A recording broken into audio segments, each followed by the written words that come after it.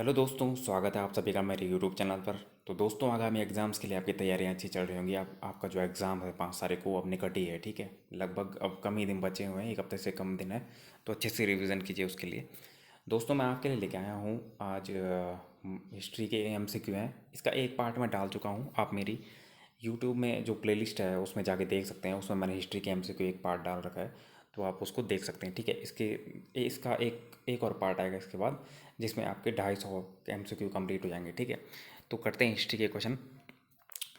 सबसे पहला आपका क्वेश्चन है कि दक्षिण के चेर वंश का, जो दक्षिण में एक चेर वंश था, क्योंकि हमारे दक्षिण में 3 थे, चेर, चोल, पांड्य, ठीक है। तो उसमें चेर वंश का प्रतीक चिन्ह था धनुष, ठीक है। अगला आपका क्वेश्चन है कि प्राचीन चोल वंश के संस्थापक किसे माना जाता है। तो जो प्राचीन चोल वंश है उसका संस्थापक माना जाता है करिकाल को। अगला प्रश्न है कि किस पांड्य शासक ने रोमन सम्राट आगस्टस के दरबार में अपना दूत भेजा। तो पांड्य शासक था आपका नेंडुजेलियन। नेंडुजेलियन ने रोमन सम्राट आगस्टस के दरबार में अपना दूत भेजा था। अगला क्वेश्चन है कि पांड्य राजवंश की राजधानी कहाँ थी। तो पांड्य राजवंश की राजधानी थी आपकी मदुरै, ठीक है। पांड्य राजवंश की राजधानी आपकी मदुरै हो जाएगी। अगला क्वेश्चन है कि चीनी लेखक फाहियान ने किसके शासनकाल में भारत की यात्रा की। तो जो चीनी लेखक फाहियान था उसने चंद्रगुप्त द्वितीय के काल में जो है आपकी भारत की यात्रा की। अगला क्वेश्चन है कि किस गुप्त शासक को भारत का नेपोलियन कहा जाता है। तो समुद्रगुप्त को भारत का नेपोलियन कहा जाता है, ठीक है। समुद्रगुप्त को जो है भारत का नेपोलियन कहा जाता है। अगला क्वेश्चन आपका कि किस गुप्त शासक ने गुप्त साम्राज्य की राजधानी पाटलिपुत्र से उज्जैन बनाई थी। तो चंद्रगुप्त द्वितीय ने ही जो आपकी गुप्त साम्राज्य की राजधानी को पाटलिपुत्र से उज्जैनी बनाया था। अगला क्वेश्चन है कि इलाहाबाद प्रशस्ति यानी जो प्रयाग प्रशस्ति लेख है, इसको इलाहाबाद प्रशस्ति भी कहते हैं। तो इलाहाबाद स्थित प्रयाग प्रशस्ति लेख की रचना किसने की थी। तो इलाहाबाद स्थित प्रयाग प्रशस्ति जो आपका लेख था, इसकी रचना की थी हरिसेन ने, ठीक है। और इसकी भाषा आपकी संस्कृत है, ठीक है। संस्कृत आपकी इसकी भाषा हो जाती है जो प्रयाग प्रशस्ति है। बढ़ते हैं आपके अगले क्वेश्चन की तरफ। अगला आपका प्रश्न है दोस्तों कि हूणों के आक्रमण से भारत की सुरक्षा करने का श्रेय किस गुप्त शासक को जाता है। तो हूणों के आक्रमण से भारत की सुरक्षा करने का श्रेय जाता है स्कंदगुप्त को, ठीक है। स्कंदगुप्त को ये श्रेय जाता है। अगला क्वेश्चन है सूर्य सिद्धांत नामक ग्रंथ की रचना किसने की थी। तो आर्यभट्ट ने जो आपकी सूर्य सिद्धांत नामक ग्रंथ की रचना की थी। अगला आपका प्रश्न है कि निम्नलिखित में से कौन एक स्थापत्य कला गुप्त काल में निर्मित नहीं है। तो जो खजुराहो के मंदिर हैं ये आपकी गुप्त काल में निर्मित नहीं है, ये आपके चंदेलों ने बनाए थे, ठीक है। चंदेल शासकों के टाइम पे आपके बने थे खजुराहो के मंदिर, जो आपके मध्य प्रदेश में पड़ते हैं, ठीक है। खजुराहो के मंदिर आपके मध्य प्रदेश में स्थित है। अगला क्वेश्चन है कि गुप्त काल के किस अभिलेख में सती प्रथा का उल्लेख मिलता है। तो आपका जो एरन अभिलेख है, एरन अभिलेख आपका एरन अभिलेख में आपका सती प्रथा का उल्लेख मिलता है, ठीक है। अगला क्वेश्चन है कि हर्षवर्धन ने किस शासक को पराजित कर कन्नौज पर अधिकार कर लिया था। तो हर्षवर्धन ने जो है शशांक को पराजित किया था, और शशांक को पराजित करके इसने कन्नौज पर अधिकार कर लिया था। अगला प्रश्न है कि कश्मीर के मार्तंड सूर्य मंदिर का निर्माण किसने करवाया था। तो कश्मीर के जो आपके मार्तंड सूर्य मंदिर था, इसका निर्माण कराया था ललितादित्य मुक्तापीड़, ठीक है। जैनुलाब्दीन को कहते हैं कश्मीर का अकबर। अगला क्वेश्चन है आपका कि महाबलीपुरम के रथ मंदिर, जो महाबलीपुरम का एकाश्म मंदिर यानी जिसको रथ मंदिर भी कहते हैं, उसका निर्माण किसने करवाया था, ठीक है। तो महाबलीपुरम का जो रथ मंदिर यानी एकाश्म मंदिर है उसका निर्माण कराया था आपका नरसिंह वर्मन प्रथम ने। अगला क्वेश्चन आपका कि भारत पर अरब आक्रमण की जानकारी किस पुस्तक से मिलती है। तो भारत पर जो अरब आक्रमण की जानकारी वो आपकी चचनामा से लिखती है, चचनामा से मिलती है, जिसके राइटर हैं अली अहमद, ठीक है। बात करते हैं रेला की। तो रेला आपकी इब्न बतूता ने लिखी है, ठीक है। जो इब्न बतूता ने रेला लिखी है। अगला क्वेश्चन है कि गुजरात के सोमनाथ मंदिर पर गजनवी के आक्रमण के समय वहाँ का शासक कौन था। तो गुजरात में जो आपका सोमनाथ मंदिर था, जब वहाँ महमूद गजनवी ने आक्रमण किया था तो वहाँ का शासक आपका था भीम प्रथम, वहाँ का शासक था, ठीक है। अगला प्रश्न है कि निम्नलिखित में से किसके काल में तैमूर लंग ने कश्मीर पर आक्रमण किया था। तो सिकंदर जो आपका है, जिसको बुद्ध सिकंदर भी कहते हैं, इसके काल में जो है तैमूर ने कश्मीर पर आक्रमण किया था, ठीक है। तो तैमूर लंग ने कश्मीर पर आक्रमण किया था सिकंदर यानी बुद्ध सिकंदर के टाइम पे। अगला क्वेश्चन है कि 1194 में चंदावर के युद्ध में मोहम्मद गौरी ने किसे पराजित किया। तो 1194 में आपका चंदावर का युद्ध होता है और मोहम्मद गौरी ने इस युद्ध में पराजित किया था जयचंद को। बढ़ते हैं आपके अगले क्वेश्चन की तरफ। अगला आपका प्रश्न है कि निम्न में से किस सुल्तान ने डाक व्यवस्था शुरू की थी? तो गयासुद्दीन तुगलक आपका वो सुल्तान था जिसने डाक व्यवस्था शुरू की थी। इसी के साथ इसने एक 56 कोड भी बनवाया था गयासुद्दीन तुगलक ने, ठीक है। अगला क्वेश्चन है कि निम्नलिखित में से किस सुल्तान ने दीवान बंदगान विभाग की स्थापना की थी? तो फिरोज शाह तुगलक जो था इसने दीवान ए बंदगान विभाग की स्थापना की थी, जो आपका दासों के लिए था। दीवान ए बंदगान विभाग आपका दासों से संबंधित था। अगला क्वेश्चन है कि निम्नलिखित में से किस सुल्तान ने इक्तिदारी प्रथा को वंशानुगत बना दिया था?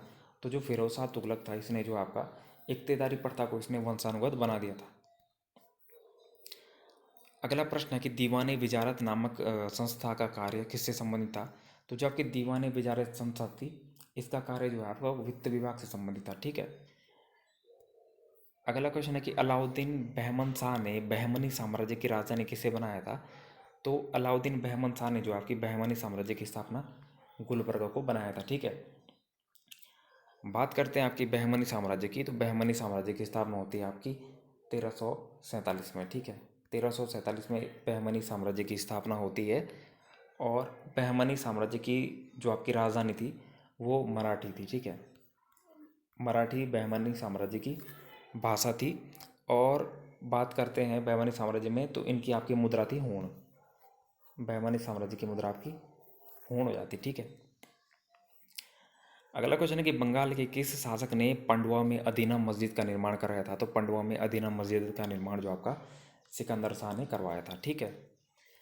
अगला प्रश्न है कि बंगाल में सत्यपीर नामक आंदोलन किसने चलाया था? तो बंगाल में एक आंदोलन चलाया गया था जिसका नाम था सत्यपीर आंदोलन, और यह आंदोलन आपका अलाउद्दीन हुसैन शाह ने चलाया था, ठीक है। अलाउद्दीन हुसैन शाह ने बंगाल में सत्यपीर नामक आंदोलन चलवाया था। अगला प्रश्न है कि निम्नलिखित में से कौन सा शासक गुलरुखी के नाम से उपनाम से कविताएं लिखता था? इंपॉर्टेंट क्वेश्चन है आपका। तो गुलरुखी उपनाम से कविताएं आपका सिकंदर लोदी लिखता था, ठीक है। अगला प्रश्न है कि भक्ति आंदोलन का सर्वप्रथम प्रचारक कौन था? तो शंकराचार्य जो आपका भक्ति आंदोलन के सर्वप्रथम प्रचारक आपके हो जाते हैं। अगला क्वेश्चन है कि विशिष्टाद्वैतवाद नामक दर्शन का प्रतिपादन किसने किया था? तो जो आपका विशिष्ट द्वैतवाद नामक दर्शन था उसका प्रतिपादन किया था रामानुजाचार्य ने, ठीक है। अगला क्वेश्चन है कि द्वैतवाद नामक दर्शन का प्रतिपादन किसने किया था? तो द्वैतवाद दर्शन नामक जो आपका द्वैतवाद दर्शन है इसका प्रतिपादन किया था आपका माधवाचार्य ने। अगला आपका प्रश्न है कि जो गुरु नानक निम्न में से किस सुल्तान के समकालीन थे? तो गुरु नानक आपके इब्राहिम लोदी के समकालीन हो जाते हैं। अगला क्वेश्चन है कि चिश्ती संप्रदाय का प्रवर्तक कौन था? तो मोइनुद्दीन चिश्ती आपका चिश्ती संप्रदाय का प्रवर्तक हो जाता है। अगला प्रश्न है कि बाबर ने किस भाषा में अपनी आत्मकथा तुजुक ए बाबरी लिखी है? इंपॉर्टेंट क्वेश्चन आपका। तो तुजुक ए बाबरी जो है बाबर ने लिखी है, और बाबर ने ये जो आपकी तुर्की भाषा में लिखी है, ठीक है। बाबर एक अच्छा शासक था भारत पे, उसने 5 बार आक्रमण किया था, ठीक है। अगला क्वेश्चन है कि चौसा का युद्ध किसके मध्य में हुआ था? चौसा का युद्ध आपका शेरशाह और हुमायूं के बीच में आपका चौसा का युद्ध होता है, ठीक है। अगला क्वेश्चन आपका कि शेरशाह का मकबरा कहाँ है? तो शेरशाह का मकबरा आपका सासाराम में हो जाता है शेरशाह का। दिल्ली में बात करते हैं तो दिल्ली में आपके हुमायूं का मकबरा है, और औरंगाबाद में आपका औरंगजेब का मकबरा है, ठीक है। अगला क्वेश्चन कि निम्नलिखित में से किस शासक ने सिकंदरी गज का प्रयोग किया था? तो जो आपका शेरशाह था, ठीक है। शेरशाह ने जो आपका सिकंदरी गज का प्रयोग किया था। अगला प्रश्न है कि निम्न में से किस शासक ने रुपया एवं दाम चलाया था? तो रुपया एवं दाम जो आपका शेरशाह ने ही चलाया था। अगला प्रश्न है कि निम्नलिखित में से किस मुगल शासक के शासनकाल में मेवाड़ को मुगल साम्राज्य में मिला दिया गया था? तो जहांगीर के टाइम पे जो है मेवाड़ को जो है मुगल साम्राज्य में मिला दिया गया था। अगला क्वेश्चन है कि पानीपत के द्वितीय युद्ध में पानीपत का जो सेकंड युद्ध था वो किसके मध्य हुआ था? तो अकबर और हेमू के मध्य पानीपत का द्वितीय युद्ध हुआ था, ठीक है। अगला प्रश्न है कि पंचतंत्र का फारसी में अनुवाद यार ए दानिश नाम से किसने करवाया था? तो मौलाना हुसैन फैज ने जो है पंचतंत्र का फारसी में अनुवाद कराया था, और ये अनुवाद इन्होंने यार ए दानिश नाम से करवाया था। अगला क्वेश्चन है कि जहांगीर ने किस भाषा में अपनी आत्मकथा तुझु के जहांगीरी लिखी? तो जहांगीर ने अपनी आत्मकथा लिखी तुझु के जहांगीरी, और उसने ये फारसी भाषा में लिखी थी। अगला प्रश्न है कि मोहम्मद फ़कीर और मीर कासिम किसके दरबार के प्रमुख चित्रकार थे? तो मोहम्मद फ़कीर और मीर कासिम जो आपके शाहजहाँ के दरबार के चित्रकार थे। अगला क्वेश्चन है कि निम्न में से किसने शेर ए अकबर नाम से उपनिषदों का फारसी में अनुवाद कराया? इंपॉर्टेंट क्वेश्चन आपका, दारा सिकों ने जो आपका शेर ए अकबर नाम से उपनिषदों का फारसी में अनुवाद कराया था। ठीक है, अगला आपका प्रश्न है कि निम्नलिखित में से किस शासक ने मयूर सिंहासन का निर्माण करवाया था? तो मयूर सिंहासन का निर्माण जो है आपका शाहजहाँ ने करवाया था। ठीक है, मयूर सिंहासन का निर्माण करवाया था शाहजहाँ ने। अगला क्वेश्चन है कि सद्र उस सदूर नामक अधिकारी किससे संबंधित था? तो जो सद्र उस सदूर नामक अधिकारी आपका है, ये आपका धार्मिक मामलों से संबंधित हो जाता है। ठीक है, इंपॉर्टेंट क्वेश्चन है। अगला क्वेश्चन है कि निम्न में से किसके मध्य पुरंदर की संधि हुई थी?